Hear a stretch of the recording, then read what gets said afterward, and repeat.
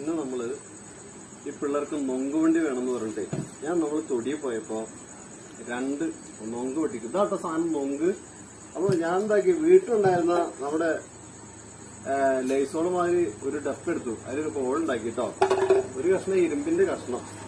ഇത് നമ്മുടെ വീട്ടില് മോപ്പിന്റെ സ്റ്റിക്കെങ്കിലും എടുത്തു. ആരും അറിയാതെ എടുത്താട്ടോ. അപ്പൊ വരും. എന്നിട്ട് നമ്മൾ എന്താ ചെയ്യണമെന്ന് പറഞ്ഞു കഴിഞ്ഞാൽ നല്ല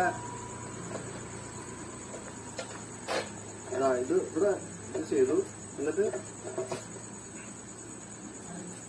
സംഗതി വളരെ സിമ്പിൾ ആട്ടാ.